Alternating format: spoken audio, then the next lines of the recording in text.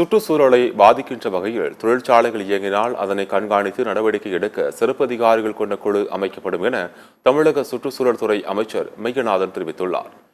காஞ்சிபுரம் மாவட்டம் தன்னிடத்தில் பசுமை தமிழ்நாடு இயக்க திட்டத்தின் கீழ் 2ஆம் ஆண்டு துவக்க விழா நடைபெறுகிறது.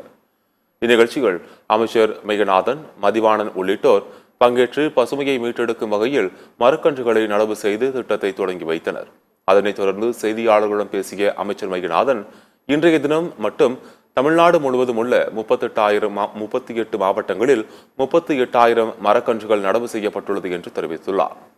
தமிழ்நாட்டில் உள்ள வனப்பரப்பளவை 23 விழுக்காட்டிலிருந்து 33 விழுக்காடாக உயர்த்த வேண்டும் என்ற இலக்கை நோக்கி இந்த திட்டம் செயல்படுத்தப்பட்டு வருகிறது என்றும், அதிலும் குறிப்பாக தமிழ்நாட்டில் உள்ள நாட்டு மரங்களுக்கும் முன்னுரிமை வழங்கி நடவு செய்யப்படுகின்றன எனவும் கூறினார்.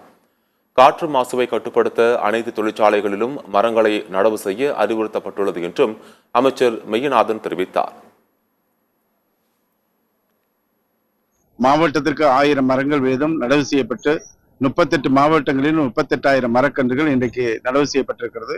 அதோடு மட்டுமல்லாமல் விவசாயிகள், பல்வேறு அரசு அலுவலகங்கள், தனியார் கல்லூரிகள், அரசு கல்லூரிகள் யார் வேண்டுமானாலும் மரக்கன்றுகளை பெறுகின்ற திட்டத்தினையும் இன்றைக்கு தொடங்கி வைத்திருக்கிறோம். இலவசமாகவும் மரக்கன்றுகள் இந்த திட்டத்தின் மூலமாக வழங்கப்பட்டு வருகிறது. அந்த அடிப்படையில் முதலமைச்சருடைய கனவு திட்டமான இந்த திட்டம் 23% தமிழ்நாட்டுடைய வனத்துடைய பரப்பு 33% உயர்த்த வேண்டும். அந்த இலக்கை நோக்கி நாம் இன்றைக்கு இந்த திட்டத்தினை தொடங்கி வைத்திருக்கிறோம்.